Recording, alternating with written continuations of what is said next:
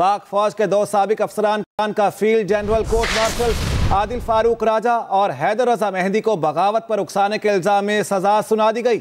ISPR के मुताबिक आदिल फारूक राजा को 14 साल कैद बा मुशक्कत की सजा सुनाई गई, जबकि हैदर रजा मेहंदी को 12 साल कैद बा मुशक्कत की सजा सुनाई गई। सजा के मुताबिक 21 नवंबर 2023 को दोनों अफसरान के रैंक जब्त कर लिए गए। ISPR की जानिब से ये बताया गया, पाक फौज के दो साबिक अफसरान का फील्ड जनरल कोर्ट मार्शल किया गया। आदिल राजा और हैदर मेहंदी का गैर हाजिरी में ट्रायल, दोनों मुल्जिमान को आर्मी एक्ट और ऑफिशियल सीक्रेट एक्ट के तहत फील्ड जनरल कोर्ट मार्शल के जरिए सजाएं सुनाई गई। फौजी एहलकारों को बगावत पर उकसाने, जासूसी और कौमी सलामती के लिए खतरे पर सजा सुनाई गई। मुल्जिम आदिल राजा के खिलाफ 7 मई 2023 को थाना जनूबी लाहौर कैंट में मुकदमा दर्ज किया गया। 18 जून 2023 को आदिल राजा के खिलाफ बाकायदा अदालती कार्रवाई की गई। आदिल राजा को पहला समन 19 जून 2023 को जारी किया गया। सिफारती जराये के जरिए वसूली करवाई गई। आदिल राजा को दूसरा समन 22 अगस्त 2023 को जारी किया गया, जबकि अदालत पेश होने के लिए 30 दिन का वक्त दिया गया। मुसलसल अदालत से गैर हाजिरी पर आदिल राजा को 7 अक्टूबर 2023 को 14 साल कैद बा मुशक्कत की सजा सुनाई गई, जबकि दूसरे मुल्जिम हैदर मेहंदी के खिलाफ भी 7 मई 2023 को थाना जनूबी लाहौर कैंट में मुकदमा दर्ज किया गया।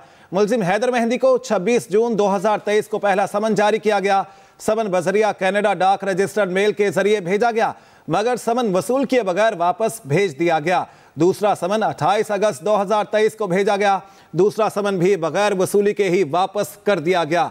आदिल राजा और हैदर मेहंदी का गैर हाजिरी में ट्रायल, दोनों मुल्जिमान को आर्मी एक्ट और ऑफिशियल सीक्रेट एक्ट के तहत फील्ड जनरल कोर्ट मार्शल के जरिए सजाएं सुनाई गईं। फौजी एहलकारों को बगावत पर उकसाने, जासूसी और कौमी सलामती के लिए खतरे पर सजा सुनाई गई। और आपको बताते हैं, पाकिस्तान की असर नौ तामीर करेंगे। सियालकोट में कायद नून लीग नवाज शरीफ का वर्कर्स कन्वेंशन से खिताब। कहा, हमारी हुकूमत खत्म ना की जाती तो आज पाकिस्तान बहुत मजबूत होता।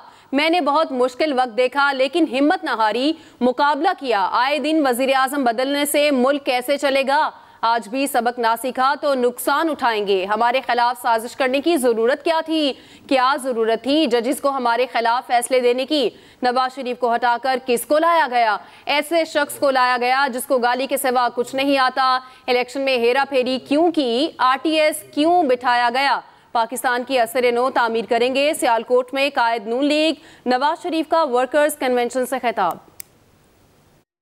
2017 से आज तक मुसलसल जो मेरे खिलाफ या हमारी पार्टी के खिलाफ जो सिलसिला चलता रहा है सजाओं का, वो कुछ ही देर पहले खत्म हुआ है। और बिला वजह, या तो हो ना कोई वजह हो तो फिर तो ठीक है, बिला वजह वो मुझे भी समझ नहीं आती कि वजह क्या है। इसलिए कि हम इस्लामाबाद से लाहौर मोटरवे बना रहे थे, इसलिए कि पाकिस्तान इक़्तिसादी तरक्की कर रहा था, इसलिए कि लोगों को रोजगार मिल रहा था। हमने खुद अपने मुल्क को पटरी से उखाड़ा है, पटरी से उतारा है, उखाड़ा है, बल्कि पटरी उखाड़ दी हमने। तो फिर कैसे चलेगा मुल्क जहां आए दिन वजीर आजम बदलते हों, झूठी सजाएं मिलती हों? वो कैसे चलेगा मुल्क? बताएं जरा, आप सोच के बताएं कैसे चलेगा? अच्छा भला हंसता बसता मुल्क उजाड़ दिया। क्या जरूरत थी हमारे खिलाफ साजिश करने की? और क्या जरूरत थी उस वक्त के जजों को हमारे खिलाफ फैसला देने की? किसको लाए नवाज शरीफ की जगह पर? RTS को क्यों बंद किया? इलेक्शनों में हेरा फेरी क्यों की? और ऐसे बंदे को ले आते हैं जिसको सवाए गाली के और कुछ करना ही नहीं आता। और सियालकोट में मरियम नवाज और मरियम औरंगजेब एक दूसरे की तरफ फुटबॉल उछालती नजर आईं। वीडियो में ये खुसूसी तौर पर देखा जा सकता है। दीगर पार्टी कायदीन भी वहाँ पर मौजूद हैं, पार्टी रहनुमा मौजूद हैं, और इस वीडियो में आप देख सकते हैं कि मरियम औरंगजेब मरियम नवाज की तरफ फुटबॉल उछालती हैं। जी हाँ, तमाम जो सियासतदान हैं वो भी यहाँ पर मौजूद हैं नून लीग के, और मरियम नवाज की जानिब से ये कहा जा रहा है कि made in Pakistan, made in Pakistan, Yes. Made in Pakistan. Made in Pakistan. Yes. Made in Pakistan. Made in Pakistan. Yes. Nawaz Sharif 8 फरवरी को मुंतखब होकर चौथी बार वजीर आजम बनेंगे। ख्वाजा आसिफ का सियालकोट में वर्कर्स कन्वेंशन से खिताब। कहा, नवाज शरीफ जिला वतन हुए लेकिन कारकुनों ने साथ नहीं छोड़ा। मुश्किल वक्त बर्दाश्त किया, नवाज शरीफ को मिटाने वाले खुद मिट गए, रुल गए। चेयरमैन पीटीआई से जिनकी रफाकत थी उनको आज पशेमानी का सामना है। नवाज शरीफ ने मेरे 34 साल सियासी करियर के दौरान सरपरस्ती की। नवाज शरीफ 8 फरवरी को मुंतखब होकर चौथी बार वजीर आजम बनेंगे। ख्वाजा आसिफ का सियालकोट में वर्कर्स कन्वेंशन से खिताब। जब मैंने असेंबली में कहा कि मेरा कायद आएगा, उसको मिटाने वाले मिट गए। ये हमारी तारीख का हिस्सा है, रुल गए जिस तरह पंजाबी में कहते हैं। और जब मैं ये कह रहा था कि मेरा कायद वापस आएगा, वो गुमान नहीं था, वो यकीन था और बार बार वापस आया। तारीख ने साबित किया, अल्लाह ने मुझे सुरखरू किया। आप चौथी दफा वजीर आजम बने 8 फरवरी को और पाकिस्तान इंशाअल्लाह ताला एक नए सफर का आगाज करे या उस सफर को जारी रखे जो हमने जिसका सिलसिला मुनक़ता 2017 में हुआ था। अफसोसनाक खबर आपको देते हैं। कराची में राशिद मिन्हास रोड पर शॉपिंग सेंटर में आतिश ज़दगी का वाक़या पेश आया, जिसके नतीजे में 11 अफराद जाँ बहक हो गए। मजमूई तौर पर 40 अफराद को रेस्क्यू किया गया। 3 जख्मी अस्पताल में ज़ेरे इलाज हैं। एक की हालत तशवीशनाक, आग पर काबू पा लिया गया। कूलिंग का अमल जारी। डीसी ईस्ट के मुताबिक रात को आग दूसरी मंजिल पर लगी, जिसके बाद छत की निचली मंजिल तक पहुंची। गवादर के इलाके पसनी और गिरदोनवाह में बारिश और यालाबारी।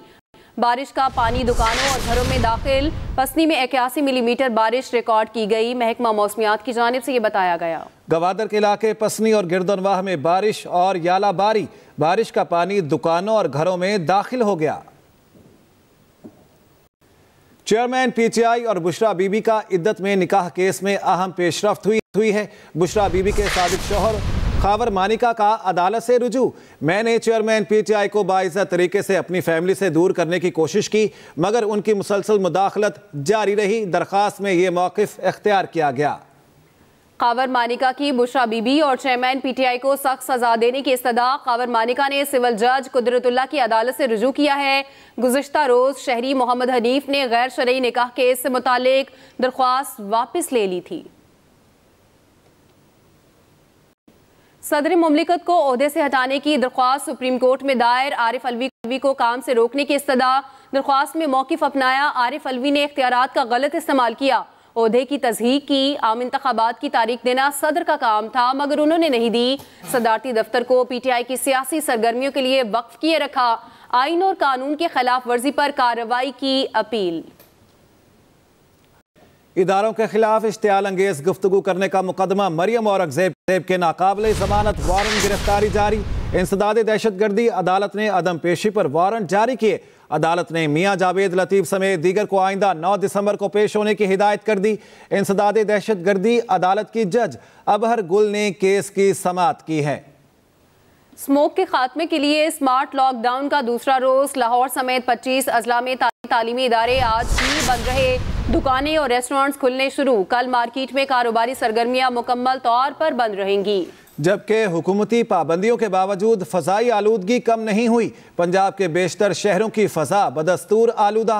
लाहौर आज भी दुनिया का सबसे आलूदा तरीन शहर का एयर क्वालिटी इंडेक्स 415 रिकॉर्ड किया गया। स्मॉग के खात्मे के लिए स्मार्ट लॉकडाउन का दूसरा रोज है। लाहौर समेत 25 अजला में तालीमी इदारे आज बंद रहे। खेल के मैदान से खबर है। दौरा ऑस्ट्रेलिया के लिए कौमी टीम का तरबियती कैंप जारी। रावलपिंडी स्टेडियम में खिलाड़ियों ने जी भर के मशक की। तीसरे रोज सिनेरियो मैच खेले जा रहे हैं। मोहम्मद वसीम जूनियर ने भी कैंप ज्वाइन कर लिया है।